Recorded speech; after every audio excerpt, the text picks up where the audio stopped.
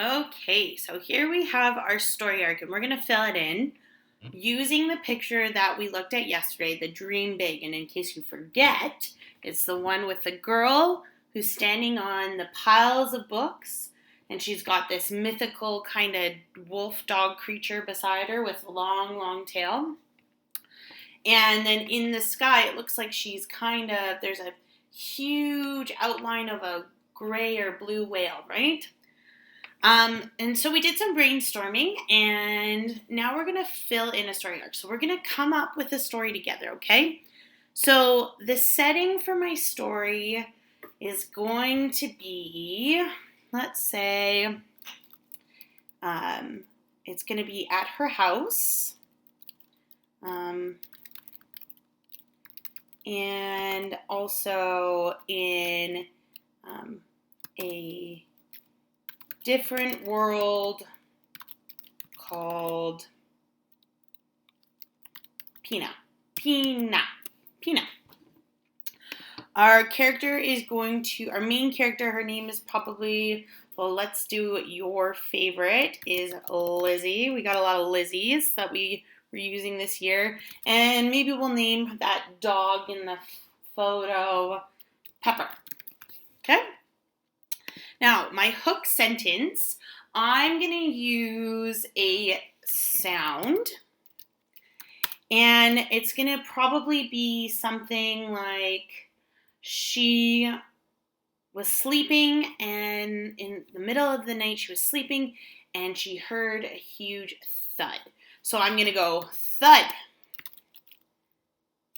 Lizzie woke up from a very boring dream.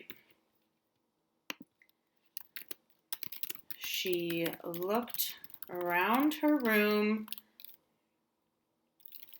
to find that it was still an unordinary night. Okay? And then, of course, as we start writing our story, we would add in more descriptive words, and we'd add in more interesting ways of making this paragraph about the beginning, including the setting and the characters, come to life a little bit more. But remember, when you're filling out a template, these are just ideas. These are just ideas that you are using to refer back to as you're typing up your story or writing it by hand, however you're going to do it, as kind of a guideline. So we're keeping all of our ideas really short, okay? I just got to make sure that the time's not too crazy. Okay, so now we're going to head over to the rising action. My first hint is going to be, let's use something that she smells.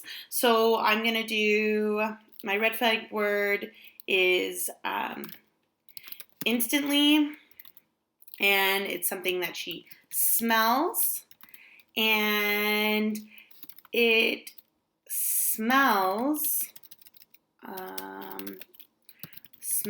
like burning. Okay?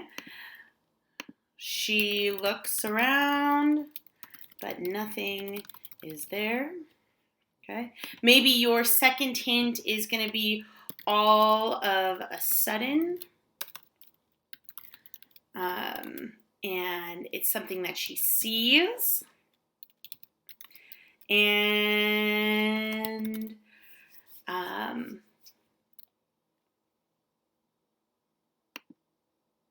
let's say a door, a bright light is coming from her closet door.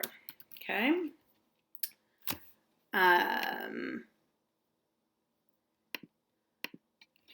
She goes to get out of bed to see what it is. And then our third hint, which is the revealing part. let's say in that moment, something that she hears. We'll say she hears a dog barking in the distance. Lizzie, and now we're discovering, right? So we're discovering what's going on. Lizzie opens up the door and sees a world full of books. Okay, so now we've created that suspense, and our main problem is going to come. And maybe the main problem is as she walks into the new world, the door closes and does not reopen. Okay? So the main problem is now Lizzie's stuck in this world and she can't get back to her house.